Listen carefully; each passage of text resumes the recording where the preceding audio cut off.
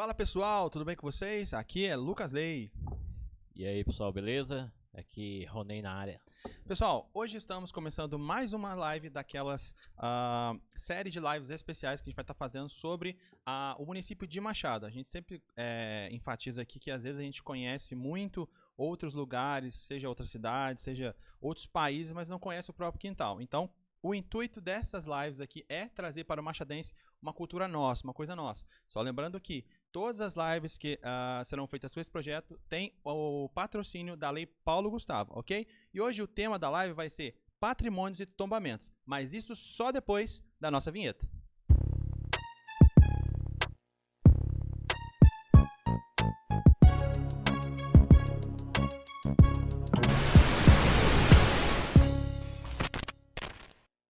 Então é isso aí, pessoal. Já estamos aqui com o nosso convidado, que pra gente foi difícil trazer esse cara, né?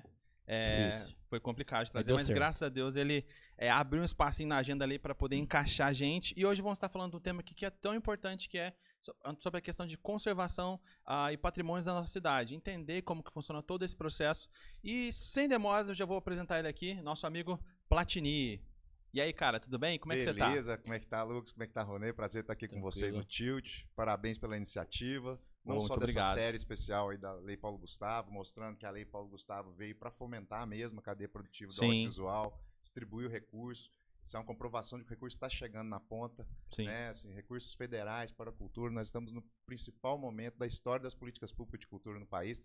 Então, para mim é um prazer estar aqui com vocês. E sinto muito honrado a gente trabalhar um tema também que às vezes causa muita confusão na cabeça das pessoas, mas que vai ser muito bacana de tratar. Sim, acho muito interessante que às vezes eu passo em alguns lugares e vejo alguns locais que eu lembro da minha infância que eram locais, umas casas antigas, mas aí você pergunta que fim que deu, como que funciona. E aí, uma das razões pelas quais a gente trouxe você aqui é justamente para você explicar pra gente como que funciona isso, certo? Como que é esse trabalho. E também, depois a gente vai estar falando daquele seu site que você tinha contado pra gente, que a gente deixou aqui também preparado. Bacana. Mas, primeiramente, gostaria que você se apresentasse aqui pra nossa audiência do Tilt Podcast, ok? Show. Meu nome é Platini Paiva. Eu tenho 43 anos, sou fundador e diretor executivo da Agência Mineira de Entretenimento, né, que é a AME Cultura. A AME, olha, faz todo sentido. AME Cultura, que é uma empresa do setor cultural brasileiro, né? Hoje a gente pode dizer que nós temos uma atuação muito forte em nível nacional já, né? E a gente trabalha com produção cultural, produção audiovisual, produção musical, mas o nosso carro-chefe é mesmo assessoria e consultoria para municípios. Então aqui no sul-sudoeste de Minas, ali no interior de São Paulo, a gente trabalha diretamente com cerca de 30 municípios, né? E operacionalizamos também um grande projeto que é o CRI Políticas Públicas, que é uma iniciativa do Sebrae São Paulo, através do Polo Nacional Economia Criativa, que a gente está atendendo outros 700 municípios. Oxe. Né? Então é uma empresa cultural machadense com cerca de 50 colaboradores, espalhados em 8 estados do Brasil e que atende cerca de 730 municípios, além das nossas produções. É trampo, hein? Graças a Deus, Deus está abençoando. E saber que isso aí saiu daqui. Né? E continua aqui. Aquela hashtag, né? Que eu costumo brincar muito com o Félix, o pessoal da música. Nós é do Machado, né? O nós é do Machado, o noise, né? De barulho, o noise. Cara, já quero começar lançando a seguinte pergunta para você. Quais são os critérios que são usados para avaliar se um lugar pode ser considerado um patrimônio público e passar por toda essa questão de tombamento? Tá, eu vou voltar um pouquinho só antes da gente Tranquilo, contextualizar. Especificamente sobre tombamento, porque o tombamento é uma das ferramentas que nós temos para proteger o patrimônio cultural das pessoas. Tranquilo, né? Fique à vontade. E aí é importante a gente pensar o que é patrimônio cultural.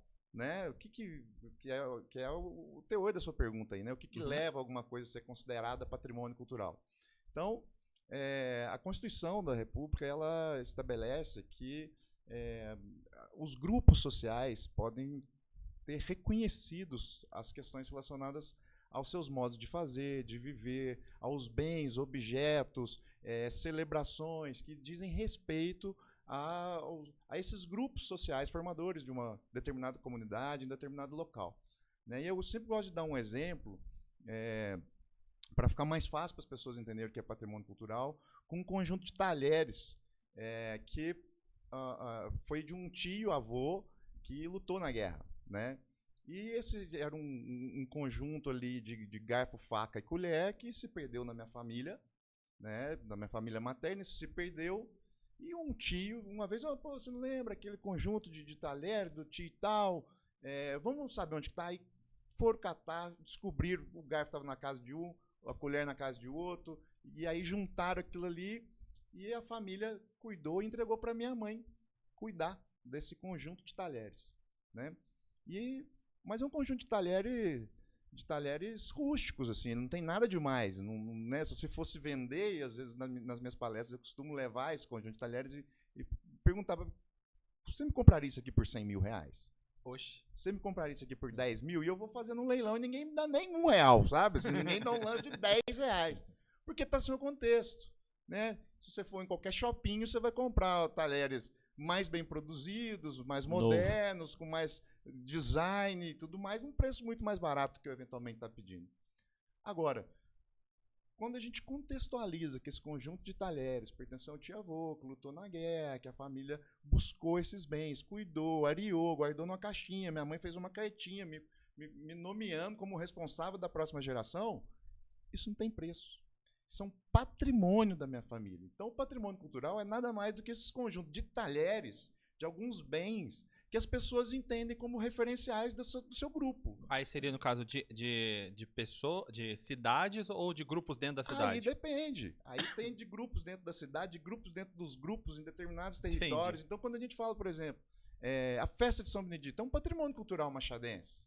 Né? Ela diz respeito à formação desse território, ela diz respeito a determinados grupos sociais dessa cidade para os quais essa festa é muito importante.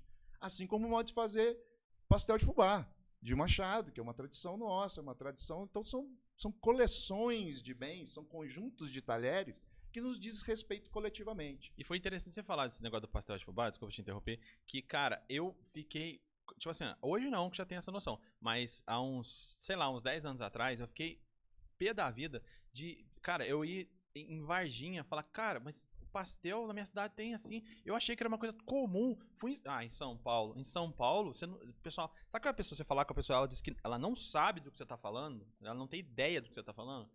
Foi aí que eu pensei, nossa, que legal, cara, muito isso nosso, é uma coisa, né? Nossa. Exatamente. Então, o patrimônio cultural, quando a Constituição especifica que o patrimônio não necessariamente, hoje o tema principal que a gente vai trabalhar aqui é do patrimônio imobiliário, né, imobilizado, tombado, mas todas as expressões humanas são passíveis de serem reconhecidas como patrimônio cultural. E por isso que a gente trata do patrimônio material, que é aquele patrimônio dos bens físicos. Então, dos conjuntos paisagísticos, como praças. Aqui em Machado nós temos um conjunto paisagístico tombado, que é a Prainha. Né? Não sei se você sabia, mas sim, a Prainha é tombada. A gente viu lá no na site. Pesquisa vocês viram, né? Então, pode ser também bens imóveis, como é o caso da Casa da Cultura de Machado, e também bens móveis, né? Como é a imagem de São João Batista, que fica lá na igreja de Douradinho, e também agora os dossiês mais recentes que a gente teve a oportunidade de produzir aqui no município de Machado, que é do Coreto e do Obelisco, que ficam na praça, que apesar de a gente achar que eles são imóveis, na verdade eles são bens móveis integrados. Mas isso aí já é uma tecnicidade. Já é uma parte mais técnica, né? Uma pergunta que eu ia te fazer é, a festa de São Benedito é tida como um bem imaterial? Tem isso? Isso, o imaterial, os bens imateriais, eles são divididos basicamente em 4 categorias. Né? São as celebrações, como é o caso da festa de São Benedito, os saberes, né? Que são, por exemplo, o modo de fazer o pastel de fubá, né? É um saber. Né? Nós temos também as formas de expressão, que aqui em Machado nós temos a Corporação Musical União de Machado como um patrimônio também imaterial. E por que a gente fala que é imaterial? O material está ali, é físico, você consegue identificar. O imaterial ele só existe se ele for recriado. Né? Então a festa de São Benedito é patrimônio? Sim, na medida que ela for continuamente sendo refeita. Se a partir desse ano definisse, por exemplo, não vamos mais fazer a festa de São Benedito, ela acaba. A mesma coisa com os patrimônios relacionados aos ofícios. Se ninguém mais souber fazer pastel de fubá, isso vai acabar. Né? Então, por isso a importância da proteção. Então, o imaterial ele não existe por si mesmo. Né? O patrimônio imaterial ele tem que ser continuamente recriado. E é por isso que se busca proteção, educação patrimonial, formas de divulgação, justamente para que isso se perenize, para que essas coisas continuem sendo recriadas. Essas coisas que você considera, né, como você mesmo considerou, não tem pastel de fubá em lugar nenhum. Então. Né? Em São Paulo, então, não tem. Tem sabe? de outras coisas. É cultura deles lá. Cultura deles, exatamente. E a coisa engraçada, a gente tem outros pastéis feitos à base de milho, né? E a gente já teve a oportunidade de trabalhar também no pastel de milho de Itajubá, que também é patrimônio. Pouso Alegre tem o pastel de milho, chamado pastel de milho. E é bom, eu já experimentei. Né? É diferente, a massa é diferente. Sim. No dossiê que a gente produziu, a gente descreve essa diferença das receitas, né? Que essa de Machado é única mesmo, né? A forma como se faz o produto. E nós temos também em Itabirito o pastel de angu, né? Então existe essa tradição. Pastel de angu? Pastel de angu, chama pastel de angu. É um pastel de milho, né? É feito uma massa, como é o nosso pastel de fubá, como é o pastel de milho, tem lá suas especificidades também.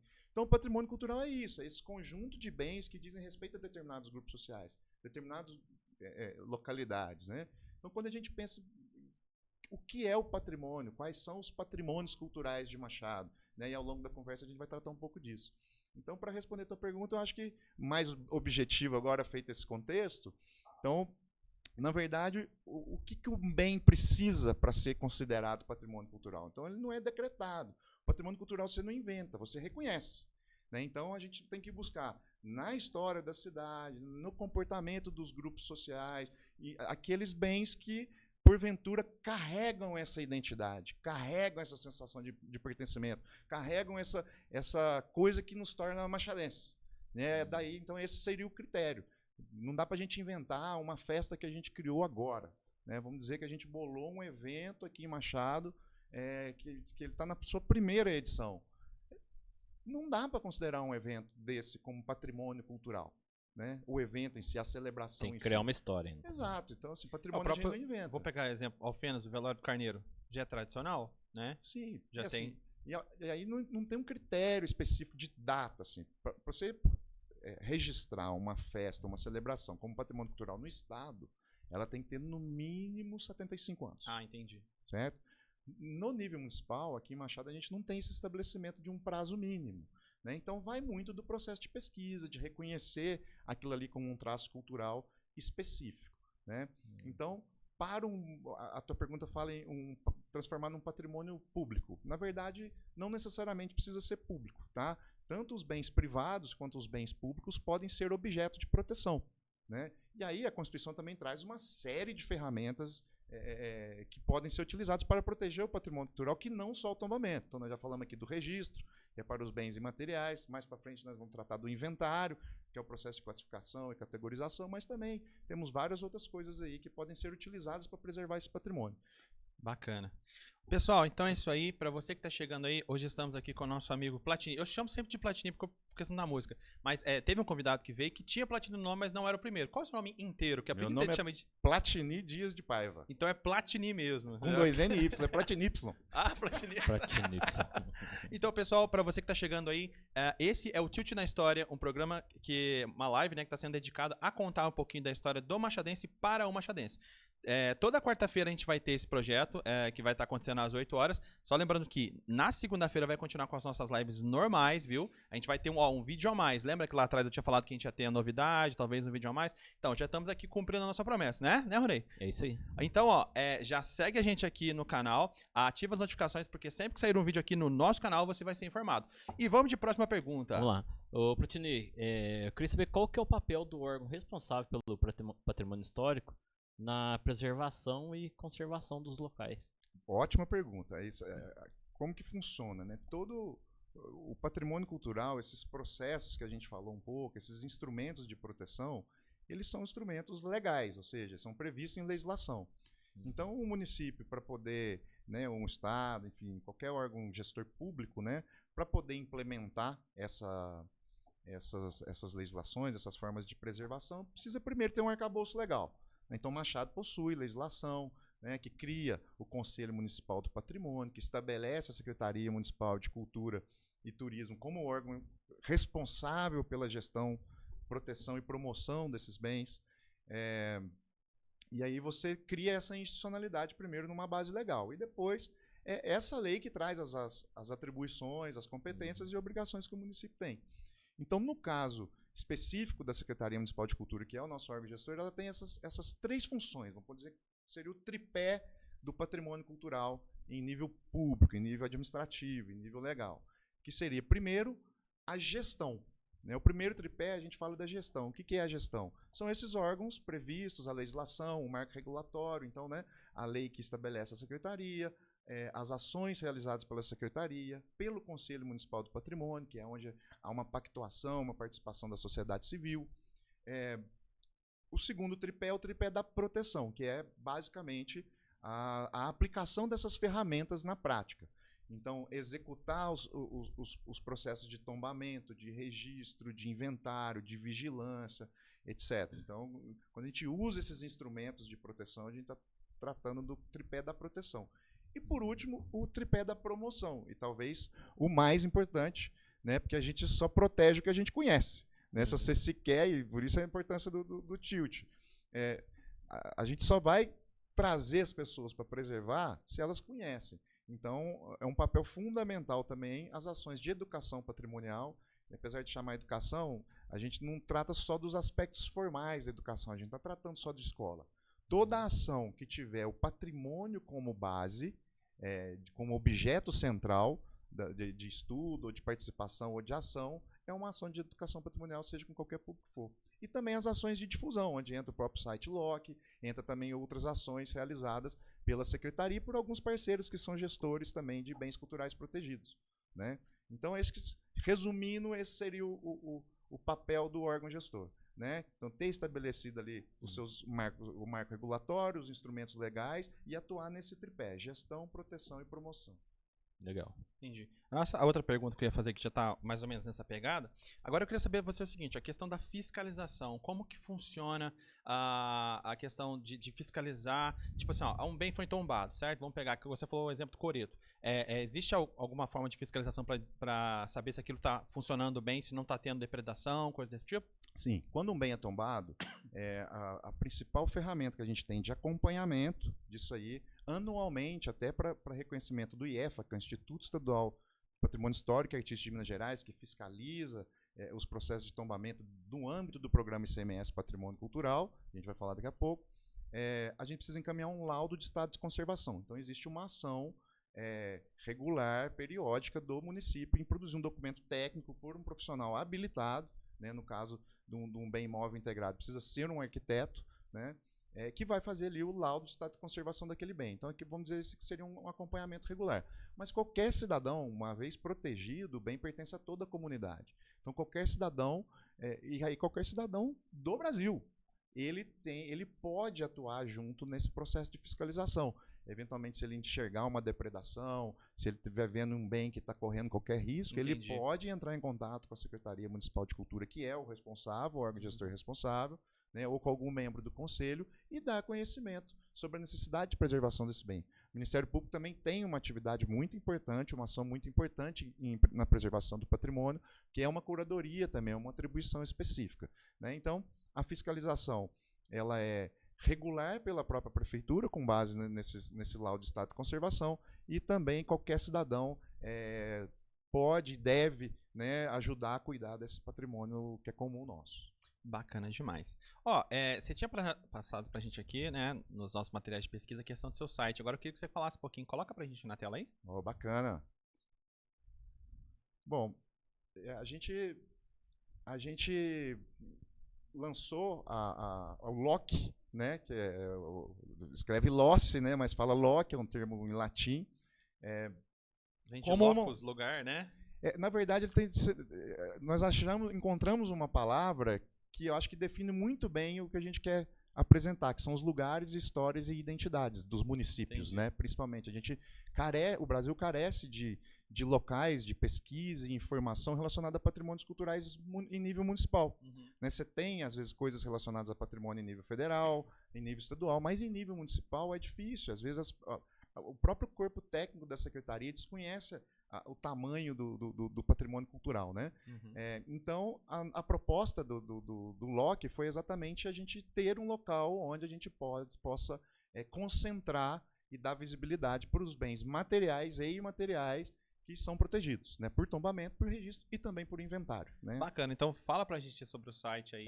O termo LOC, a gente achou um termo que conseguia sintetizar. Porque LOC é o plural de locus, que é lugares em latim, loci na poética aristotélica, né, que define ali a construção de um arco narrativo dentro de um storytelling ou de uma história, enfim, quando você vai contar uma história, né, loci seria os 7 Qs ali que precisa ser respondido para uma história ter o seu arco narrativo descrito. Então, o que, quem, quando, onde, enfim, né?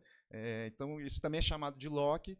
E o loci na genética, ele é o local exato em que um cromossomo se instala, em que um gene se instala no cromossomo para dar uma identidade para determinado ser vivo. Né? Cara, então a gente conseguiu. E loci fala loci em todas as línguas do mundo. Né? Então a gente já nasce assim com uma expectativa de fazer esse site chegar. Ele começa em Machado, ele é fomentado com uma lei também de fomento, que é a Lei Aldir Blanc, que foi em 2020. Então a gente foi contemplado na Lei Aldir Blanc, aqui em Machado, e ficou como um legado da lei. Né? Porque o site está aí, a gente já está conseguindo avançar o loci. Hoje ele já se encontra também em Andradas e Paraguaçu, e a gente tem uma perspectiva de chegar já a 40 municípios ainda no final deste ano. Bacana. Vamos estar olhando aqui algumas imagens. Então, o que a gente fez? A gente traz aqui de Machado, e a pessoa pode acessar lá, né? machado.loci, né? Escreve loci, né? loci.net.br, e ela vai ter acesso a todo o nosso acervo de bens tombados, registrados e inventariados, com os dossiês para baixar, que conta a história pormenorizada. Então, por exemplo, você clicar ali em bens tombados, que é o nosso assunto principal hoje, né, que é o tombamento, né? Você vai ter a listagem dos bens. Aí a gente traz essa imagem, né, da Casa da Cultura, que é o nosso imóvel tombado, né? E aí descendo aí, você vê que assim, a gente tem a Casa da Cultura, tem o dossiê que foi aprovado, bem então você consegue abaixar, tem a localização que você pode abrir, né? O que eu achei legal é a fácil compreensão, você não precisa ficar vendo muito, clicar em muitas coisas, você clica em uma coisa e já abre um panorama geral. A experiência do usuário a gente buscou facilitar, porque já são temas que às vezes são de desconhecimento, né? Então aqui no download você consegue baixar, ter todas as informações dos dossiês originais, né? Se eu te falar que esse dia eu fiz um trabalho pro Davi e eu peguei desse site, mas eu não sabia de quem que era o desenvolvimento, bacana. De quem era a criação. Ai, que louco. Aí, ó, mas é para isso mesmo, nós queremos servir como referência para essas informações. Então a gente traz alguns resumos, os documentos, né, que foram tombados. Então aí a gente tem o castelinho, né, e em breve já vamos fazer mais atualizações também, né, à medida que a gente for avançando nesses processos, que o município for avançando nesses processos, né, de proteção. A gente já tem mais 2 bens que foram tombados, né, o ano passado, o Coreto e coisa. Então a ideia é que, apesar do compromisso que a gente tinha feito lá atrás, lá em 2020, quando o projeto foi selecionado, né, era de manter esse site no ar por 1 ano, então era para ele ter saído em dezembro de 2021 do ar, mas a gente vai manter. Né, é um compromisso que a AME Cultura tem com o Machado e que a gente vai manter. E foi muito bacana porque a prefeitura também colocou uma placa na Praça Antônio Carlos hoje. Você tem uma placa com um QR Code que chega aqui. Olha que legal. Tá lá na praça, entendeu? Então isso é muito bacana para visitantes, para curiosos e tudo mais. Tem a parte dos bens registrados, a mesma coisa, né? Que são os bens imateriais. Então lá a gente vai ter a festa de São Benedito, vai ter o modo de fazer pastel de fubá, a gente vai ter a Corporação Musical União de Machado e o que for sendo incorporado ao longo dos anos. Tem a receita aí? Tem. Tem aí mesmo? Tem 3 receitas lá dentro do dossiê. Foram 45 produtores de pastéis que foram cadastrados no nosso processo de pesquisa. Olha que foto linda da corporação. É maravilhosa essa foto.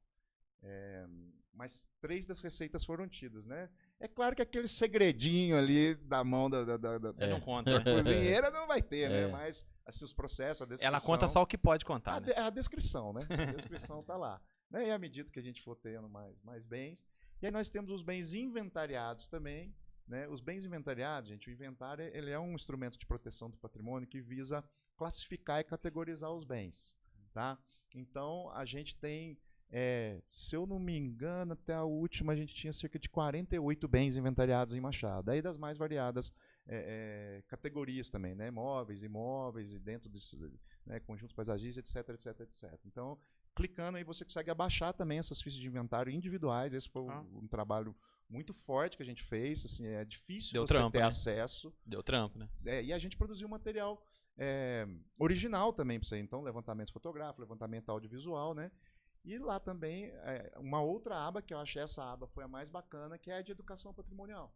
Né? Porque aí a gente produziu um material para dar mais visibilidade e ajudar nos processos educacionais relacionados a isso. Então a gente fez uma cartilha personalizada, então a gente traz aí algumas informações, e a gente tem essa cartilha personalizada que a gente desenvolveu aí de educação patrimonial, que serve para qualquer pessoa, mas é voltado também para professores. Então ali a gente traz todos os termos, o que é patrimônio, o que é patrimônio material e imaterial, o que é tombamento, o que é inventário, o que é registro, sempre de uma forma muito simples, né, com uma comunicação direta, e já com exemplos de atividades que os professores podem aplicar em sala de aula, do infantil até o 9º ano. Sabe? Então ali tem modelos de como usar esse site, como usar o patrimônio cultural da cidade para ações de educação, justamente para que a gente possa dar a conhecer, fazer com que as pessoas conheçam e valorizem, por aí preservem. Né? Vai trabalhar muito a questão do acesso fácil, né? Por isso que eu falei. E aí a gente fez alguns joguinhos ali para baixo também. Então tem labirinto, tem caça-palavra, né? Que pode baixar, imprimir e jogar. Né? Então pode usar isso em sala de aula, pode ajudar em casa. Então um pai, uma mãe pode baixar isso aí para já ensinar os seus filhos também sobre o patrimônio cultural Machado. Porque você faz você conhece um pouco da história do Castelinho com o dossiê. Depois você pode pegar essa cartilha de educação patrimonial e ver isso. E depois pensar em fazer uma visita ao local com as crianças. Então vamos pensar um projeto simples, mas muito possível de ser feito em sala de aula, por exemplo. Aplica-se os conceitos de patrimônio, de acordo com a idade do aluno ali, das crianças, apresenta esses conceitos básicos, o que é patrimônio, o que é o bem, né? E depois você vai fazer uma visita, levar os alunos para conhecer esse bem, e aí faz uma feirinha depois com desenhos, ou poesias, ou coisa, e pendura isso em varais. A criançada vai manda fazer uma maquete. O filho dele fez uma maquete, cara. Aí, ó. Foi da Casa da Cultura. Tá lá na Casa da Cultura. Ele falou pra mim, eu falei, cara, daí que eu sei pra onde que eu vou levar esse negócio. Eu não sabia depois de entregar o trabalho. Olha aí que bacana. Aí ficou lá, tá lá. E, inclusive tá aquele homenzinho de lá. Patrimonial. Teu filho nunca vai esquecer. Não. De ter feito isso, de ter sido importante. E virou registro, ó, porque tá lá o nome do teu filho lá. Tá aí. Então, que a gente é muito feliz com o site, com a plataforma Loki, né? Justamente porque a gente sabe que a gente está suprindo uma lacuna de informação. Né? O Pavonei deu o exemplo aqui, que achou as informações necessárias para o trabalho, sem ter acesso. Né? Então, eu agradeço aqui a oportunidade, a possibilidade de estar divulgando esse trabalho nosso também, que é um trabalho que é um legado de leis de fomento aqui em Machado. Né? Ele faz parte desse histórico no qual a Lei Paulo Gustavo também se insere, e mostrando que a gente deixa um legado cultural para a cidade que vai permanecer, se Deus quiser, aí, durante muito tempo. Né? E mais que isso, um projeto idealizado em Machado, produzido por machadenses, que está se expandindo para o Brasil afora. Isso aí é muito bacana. Que está levando o nome da cidade. Exatamente. Para outros cantos, né? Exatamente. Beleza. Voltou. Então é isso aí, pessoal. Vamos fazer uma pequena pausa aqui, só para relembrar vocês o seguinte. Todos os vídeos dessa série de lives que a gente vai estar fazendo com o tema das histórias sobre Machado, vamos ter diversos temas, vamos falar sobre o esporte Machado, sobre a música em Machado, certo? Já fizemos alguns outros trabalhos. São para que você que é da cidade possa conhecer o que a tua cidade produz, e também hoje, através do nosso amigo Platini aqui, ter a oportunidade de ver que existem profissionais que estão trabalhando nessa questão, que estão fazendo com que o nome de Machado vá adiante. Mesmo porque, uma coisa que eu acho muito interessante, que às vezes, não são todas as cidades que às vezes tem a oportunidade de fazer, mas vê uma fazendo, às vezes pega como modelo e vai fazendo, vai continuando. Mas aí o nome de Machado, fala, fulano de tal, de onde que é? De Machado, entendeu? Que ele fez. Aí às vezes o pessoal vem aqui para ver como que é feito, para poder empregar isso lá. Isso que eu acho muito bacana, sabe? E só lembrando que todos os projetos aqui estão sendo patrocinados pela Lei Paulo Gustavo. Então, todas as semanas, na segunda-feira, a gente vai ter a nossa live, normalmente às 7h30 da noite. E na quarta-feira, às 8 horas da noite, a gente vai ter o nosso trabalho, o nosso mini-doc, né? Que a gente pode chamar assim. Tilt na história. Então, vamos de mais pergunta? Manda mais pergunta para o nosso convidado aí. Ô, Platini, eu queria saber quais são as consequências legais para proprietário que descumpre as normas de conservação de um bem tombado. Tá. O bem tombado, ele é um processo administrativo, tá? Então a gente precisa entender que um bem só é considerado tombado quando ele passa por uma série de ritos, né, que envolve o estudo técnico por uma equipe multidisciplinar. No caso de bens imóveis, você precisa estabelecer ali um perímetro de tombamento, um perímetro de entorno do tombamento e a aplicação, estipulação de diretrizes específicas de proteção nesses perímetros estabelecidos. Esse documento técnico é submetido ao Conselho Municipal de Patrimônio, que aprova, né, o tombamento. Essa decisão do Conselho tem que ser notificada, dando um prazo, isso aqui em Machado, que é de 30 dias para o proprietário manifestar sobre se concorda ou não com aquele tombamento, ou se ele está impugnando, apresentando suas razões. Ou seja, desculpa, não é obrigatório, né? Não é obrigatório. A pessoa concordar, não, mas o tombamento ele pode ser feito de forma compulsória. Ele pode ser feito contra a vontade do proprietário, tendo em vista que o bem é considerado portador de referências a uma coletividade. Né? Então, algo maior do que o próprio proprietário. Exato.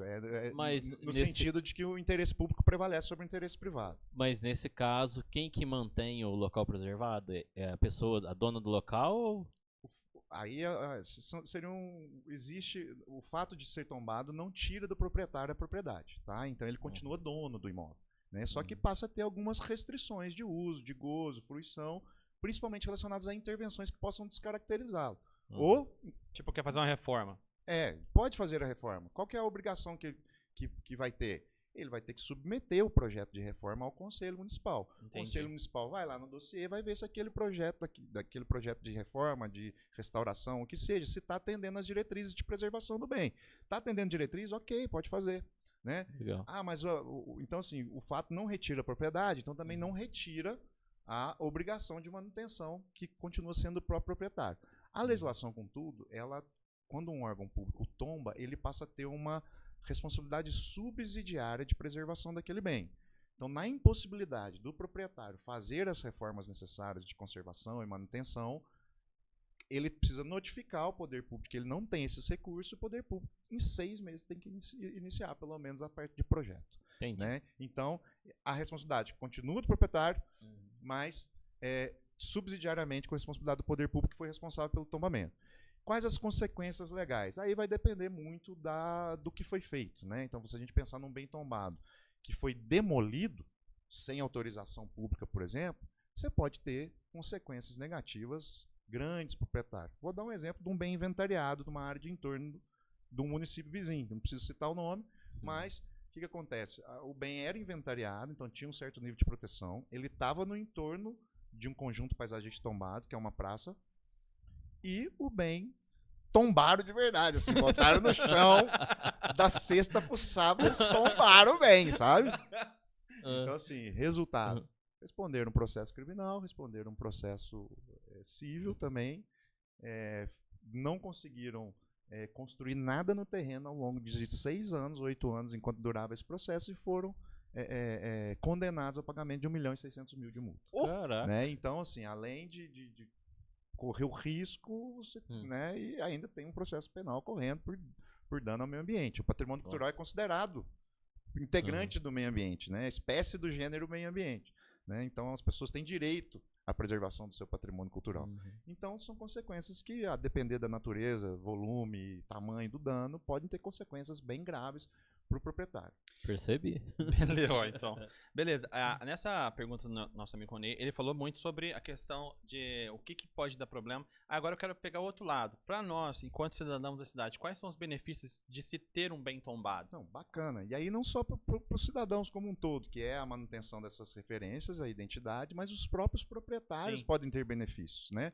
A legislação de Machado, por exemplo, prevê isenção de IPTU. É que a gente não tem nenhum bem privado tombado, nenhum bem imóvel privado tombado em Machado. Né? O imóvel que nós temos tombado em Machado é a Casa da Cultura, que é um imóvel público. Né? Mas você tem a possibilidade de isenção de IPTU a partir de um imóvel tombado. E dependendo do imóvel, pode ser uma isenção que vale a pena. Né? Existem outras possibilidades que a legislação prevê também, em outras cidades que a gente trabalha, que a gente atuou na organização dessa legislação. Né? Que é a possibilidade, por exemplo, de cessão onerosa do direito de construir. A pessoa, vamos supor que a gente tem uma casa tombada ali na praça, certo? É um exemplo, tá, gente? É uma hipótese, tá? Não temos. Uma casa tombada na praça, e aí, pela diretriz de intervenção, ela precisa ser preservada. No plano diretor está ali que se poderia construir, por exemplo, um prédio de 10 andares. Alguém que tem um terreno na praça, que tem um imóvel na praça, pode construir um projeto. Estou falando de chute, tá, gente? É só de exemplo, tá? Existe existem outros parâmetros. Mas a legislação urbanística permitiria que, se não fosse tombada, a pessoa poderia botar no chão e levantar 10 andares ali, né? E como é tombada, a pessoa precisa preservar aquilo ali. Então, basicamente, se a gente estivesse falando uma casa de um pavimento, tem 9 andares que a pessoa poderia construir, não vai poder porque o bem é tombado.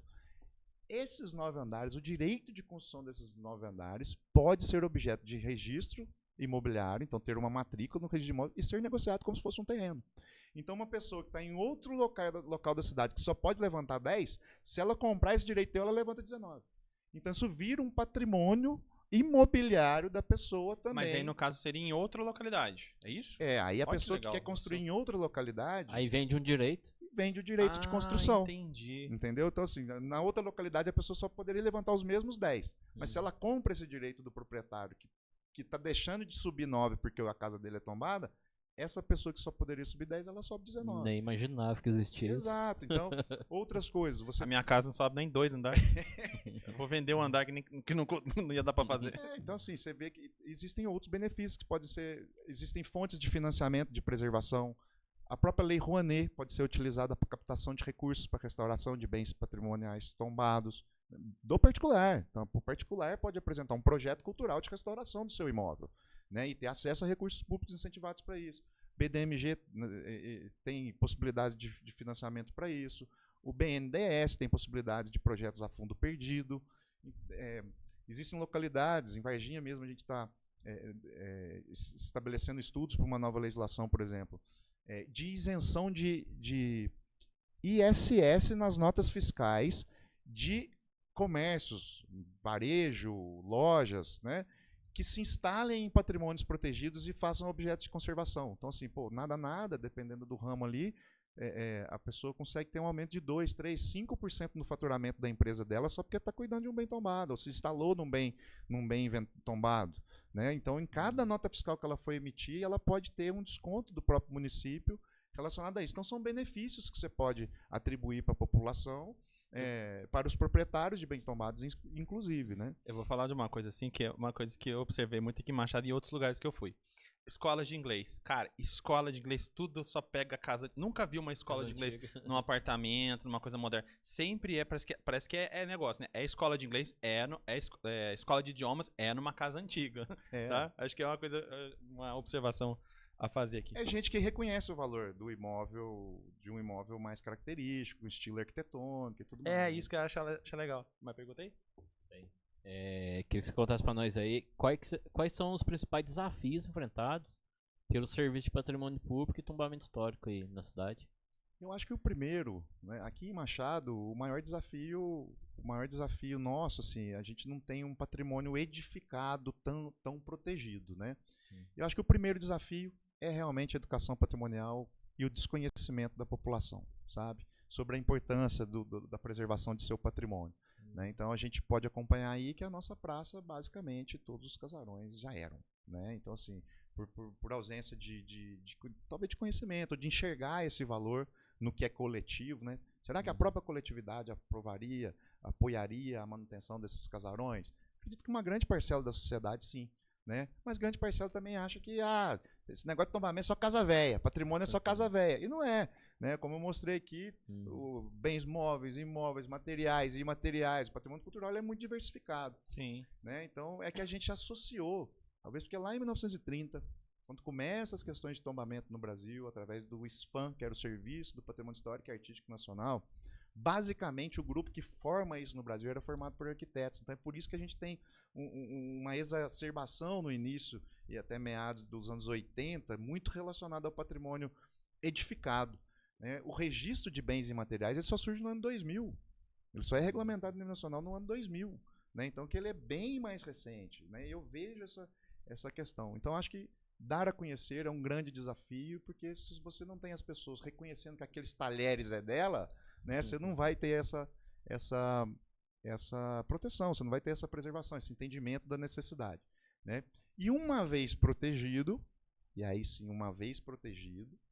e aí o grande desafio é recursos para manter e fomentar esses patrimônios. Né? Manter e preservar, no caso dos patrimônios materiais. Né? Então, a Prefeitura de Machado gastou dinheiro com reforma da Casa da Cultura nos últimos 2 anos, restaurou o obelisco, né? Restaurou o coreto no ano passado. A imagem de São João Batista Douradinho pode ser passível de investimento também, né? Tem algumas medidas ali já estabelecidas que precisam ser feitas, né? E no caso dos patrimônios imateriais, recurso para a recreação, é aquilo que eu estava falando. Então a Prefeitura de Machado precisa de recurso para realizar e recriar a festa São Benedito, para manter a Corporação Musical União de Machado em operação, para estimular e manter a produção de pastel de fubá através dos concursos, né, de pastel de fubá, que já é uma tradição, já está no 3º ou 4º ano aqui em Machado. É uma ação que a gente estabeleceu dentro do plano de salvaguarda, né, que é um documento com as medidas que precisam ser realizadas para garantir esses bens. Então os desafios são inúmeros, né? Mas a gente poderia resumir nesses 2, né? A necessidade da fiscalização e preservação, de trazer a população para isso. Segundo, ter recurso financeiro para dar frente, né, a esses processos de proteção. Entendi. Mas fala para mim, como que a comunidade consegue se envolver nesse processo? Primeiro, participando das reuniões do conselho, ou conhecendo, né? Eu acho que primeiro conhecer. Então, assim, usem e abusem do site LOC, né? Investiguem, tenham curiosidade, porque é bacana, é apaixonante. Se você pegar um dossiê desse para ler, são dossiês produzidos por equipes técnicas muito capacitadas, né? Principalmente os mais recentes, que já seguem a metodologia do IEFA, são dossiês muito bem construídos, né? Então você vai ter ali muita coisa bacana, né, relacionada à história da cidade, porque tudo é contextualizado, não tem só esses documentos técnicos de perímetro e diretriz. Tem histórico da cidade, tem histórico do bem cultural, tem a justificativa do porquê está protegendo, então você vai buscar ali a importância daquilo. Então, para a população, primeiro conhecer esses bens e, naquilo que ela entender pertinente, auxiliar nesses processos. E como auxiliar nesses processos, né?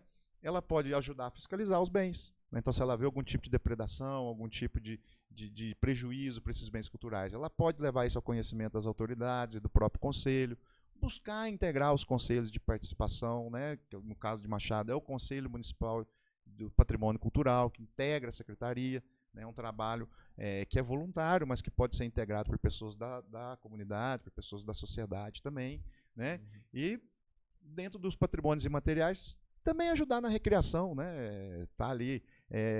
Qual terno de conca que não precisa de uma ajuda para o ranchamento, né? Então pode ajudar nisso aí, pode ajudar a manter. A prainha é um patrimônio tombado, né? Um conjunto paisagístico tombado. Então ajudar a preservar esse local, ajudar a garantir né, a viabilidade, a confraternização. A prainha tem se renovado como um ambiente né, onde as pessoas realmente estão voltando a compartilhar, a frequentar, né? Então, acho que o cidadão, nesse sentido, né? Conhecer, auxiliar e ajudar na fiscalização. Entendi. Cara, se eu posso dizer, uma última pergunta que eu tenho para você sobre o tema, porque quando chegou para mim, eu confesso que eu também tinha essa mentalidade, que para mim tombamento era só relacionado a estruturas, casa. Aí depois quando você veio, e também, né, com o seu site, que a gente deu uma pesquisada, deu uma olhada, a gente viu que é muito mais coisa sobre isso. Eu queria que você falasse para mim, pelo menos minha última pergunta, eu prometo que eu não faço mais, sobre a questão de como que, a gente falou sobre a questão do cidadão, tal, mas como que a prefeitura, a importância do inventário público para a prefeitura? O inventário, ele em termos técnicos, né, o inventário ele é uma ferramenta de classificação e categorização. Então, geralmente, ele não é uma etapa obrigatória antes de você fazer um registro, um tombamento, mas é aquela primeira ida no campo, onde os profissionais técnicos vão no campo, que a gente fala assim, no território municipal, e vai identificar aqueles bens que sejam passíveis de proteção, né? Então a ideia é identificar. A gente estratifica o município em regiões geográficas separadas e vai a equipe técnica multidisciplinar para identificar bens naquelas localidades, incluindo zona urbana e zona rural. Machado tem. Acabou de me ver essa questão. Incluindo zona urbana e zona rural. Então, assim, se a gente entrar ali no LOC, se você pegar as fichas de inventário, nós temos ali fichas de inventário de fazendas, de cachoeiras, de coisas que estão na zona rural de Machado, né? Então, seria uma primeira ferramenta de identificação e categorização. Então, qual que é a importância do inventário? É exatamente você estar continuamente buscando, identificando e categorizando bens que sejam passíveis de proteção. E aí, quando uma equipe técnica produz a ficha de inventário, ao final sempre tem uma proteção legal proposta que é decidida pelo conselho. Então, às vezes, a importância do bem faz com que o inventário dele seja para indicação para tombamento, ou indicação para registro, ou então só a fins de título de preservação documental mesmo, não tem tanta necessidade de uma preservação física daquele bem, mas a história, contar a história daquele bem é importante, garantir essa documentação. E uma vez que você faz isso no município todo, depois você volta atualizando esse inventário, você volta em todos de novo e vai vendo como é que está. Né? Então Atualizando. você vai atualizando, dando mais informações, passou por uma pintura, não, sumiu, quebrou, acabou. Então você vai atualizando essa ficha e sempre buscando coisas novas para serem também inventariadas. Né? Então o inventário no campo do patrimônio cultural, ele não é um inventário público, vamos dizer assim, que é que botar aquela chapinha de patrimônio público, sabe? Na verdade o inventário é isso, essa pesquisa técnica com vistas a identificar, classificar um bem. Né? Então, esse copo aqui, né? Esse copo ele é feito de plástico, a técnica utilizada é essa, ele é amarelo, ele tem uma pintura preta, feita com silk. Ele fala do tilt. Fala do tilt, então é isso, você descreve o bem, você identifica, pô, isso aqui é passível de proteção, aí a gente monta uma ficha, leva essa ficha para o conselho vai avaliar. Pô, não, isso aqui tem característica de preservação, isso aqui merece, isso aqui compõe o nosso patrimônio, isso aqui é algo que nos diz respeito coletivamente. Vamos proteger. Bom, Ney, então, ó, tá decidido. Vamos tombar o tilt. Pessoal, para você que tá chegando aí, ficou com a gente até agora, essa tá sendo uma das lives do projeto Tilt na História, no qual visa contar um pouco da história de Machado para o machadense. Muitas das pessoas, tem o pessoal mais antigo que conhece, mas tem uma nova geração e é sempre importante você também estar renovando essa questão da história, né? Para o pessoal conhecer mais e mais. Só lembrando que todas essas lives são realização da Lei Paulo Gustavo, no qual está patrocinando todas essas lives. Cara, eu gostaria agora que você deixasse as suas considerações finais, inclusive deixa também, faz toda a tua propaganda aí do site, da sua rede social, caso alguém quiser conhecer. Só lembrando que, mais pra frente, vamos trazer de novo aqui, mas pra falar de música, né? Isso aí quem viu, né? Não sei se faz parte mais, né, Ana? Não é tenta. Quem não viu vai ver em vídeo. Será? Não sei se vamos conseguir, mas a gente vai tentar, vai. Na música foi muito importante pra mim. A AME nasce da produção musical, né? Assim, a gente tem essa expertise, esse reconhecimento hoje no campo do patrimônio cultural, mas a gente nasce mesmo, foi para dar um maior profissionalismo na minha atuação como músico. Né? Eu atuei muitos anos da minha vida como músico profissional. Mas eu vou fazer um convite para vocês seguirem a AME Cultura aí. Né? Nós temos um canal no YouTube também. Né? A gente, nos últimos 2 anos, a gente realizou 47 produções audiovisuais. A gente tem se destacado também como produtor audiovisual. A gente recentemente ganhou 2 prêmios na Lei Paulo Gustavo do governo do estado de Minas. A gente ficou em primeiro lugar na condição de licenciamento de projetos audiovisuais para TVs públicas no Brasil. Nós ficamos em primeiro lugar no estado. E a gente ficou em segundo lugar, empatado com o primeiro, como produtora audiovisual mineira. Então a gente está com o nosso canal, ele também, nosso foco é voltado para a questão de cultura. Então a gente produziu alguns documentários. Então a gente produziu um documentário que chama Terra do Marolo, que é sobre o patrimônio cultural e imaterial relacionado ao Marolo em Paraguaçu, sobre a imigração italiana em Paraguaçu, que vai se desdobrar num projeto da Lei Paulo Gustavo aqui em Machado também, né, um projeto de uma colaboradora nossa que vai desempenhar lindamente esse projeto, tenho certeza. A gente fez um documentário sobre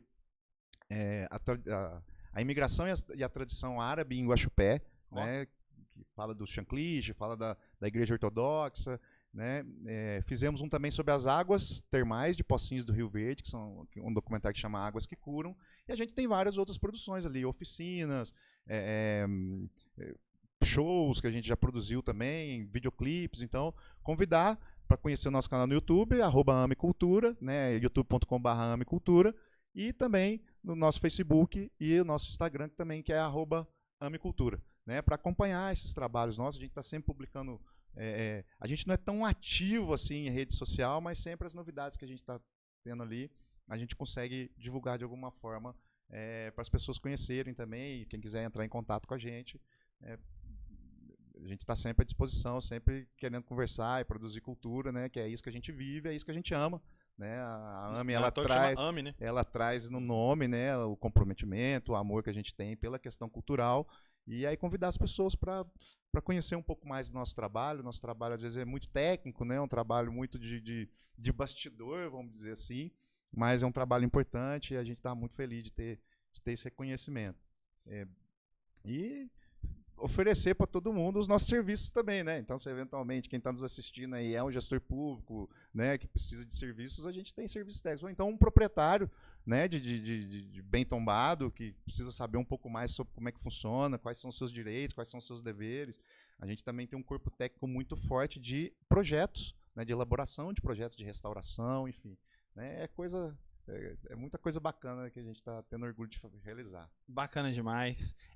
Um último questionamento aqui que eu vou fazer. Aquela canção que você gravou lá, tá lá no Coisa da AME também?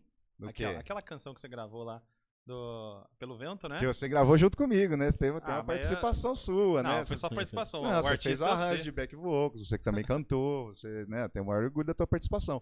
Ela tá no Spotify, né, num perfil que eu criei que chama Plat, né? Mas lá no canal do YouTube nós temos o lyric vídeo e temos também a apresentação ao vivo que eu fiz na festa do Marolho em Paraguaçu. Então tem ela ao vivo esse também. Esse eu não vi não. Tá lá no nosso canal do YouTube também. E no nosso Instagram tem ali um trecho. Tem a música também, agora eu tô lembrando aqui. Tem ela também. Bacana. No show de março do ano passado. Entendi.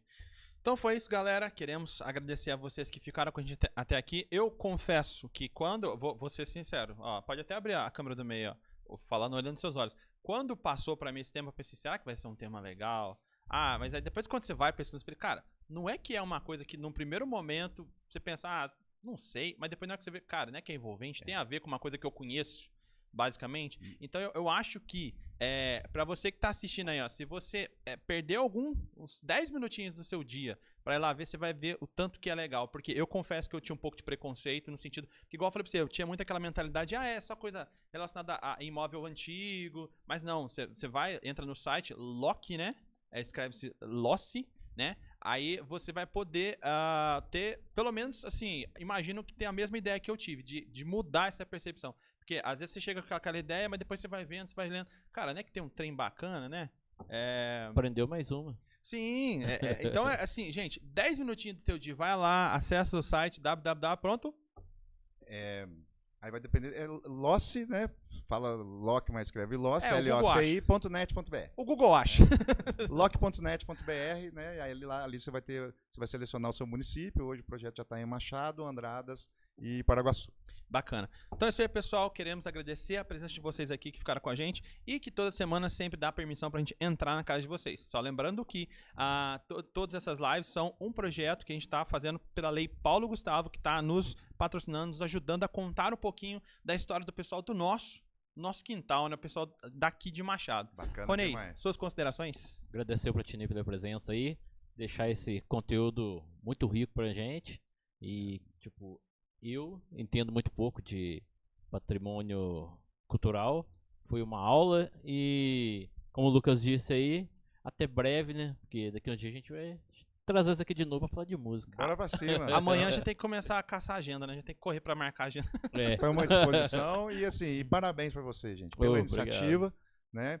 E por abrir para um tema não tão comum, né? A gente poder trabalhar um tema desse num bate-papo agradável aqui, convidando mesmo as pessoas para se reconhecerem nos patrimônios culturais que fazem parte de suas vidas. Tenho certeza Sim. que quem mais tem a ganhar é o próprio cidadão. O cidadão consciente da sua própria história, o cidadão consciente das suas raízes, né? E é isso que o patrimônio cultural reconhece e busca preservar. Né? A pessoa que sabe de onde veio, ela sabe mais fácil onde que ela pode chegar e como chegar. Né? Bacana. E o mais interessante, sabe o que é? Falando de um último comentário, que esse material, sim, ele está aberto para todas as pessoas verem, mas assim, a gente tem um foco muito na questão estudantil. Então, assim, para mostrar para essa nova geração, muito bacana, né, que aquelas coisas que você está vendo ali não são simplesmente coisas antigas, aquilo tem uma história, sabe? Às vezes, igual ele falou, ele sem querer acabou utilizando o teu site antes mesmo a gente fazer esse negócio. Mas aí a pessoa já passar a fazer de forma mais consciente, saca? Porque esse material vai ficar pra posteridade. Se Deus né? quiser. Queremos que dure bastante aí. E mais do que o material, as coisas que os materiais retratam, né? Então Isso acho aí. que preservar esses bens, preservar essas questões, tanto materiais quanto materiais, é o que a gente objetiva com o nosso trabalho. Bacana. Então é isso aí, pessoal. Queremos agradecer mais uma vez a você que ficou com a gente até aqui. Segue a gente aqui no YouTube, segue também a gente lá no Instagram, que é o @tiltpodcast, tranquilo? A gente tá postando alguns bastidores, alguns canais. A gente tá igual você, a gente tá como é que fala? Trabalhando de pouquinho em pouquinho as redes sociais, a gente já tá postando coisa lá.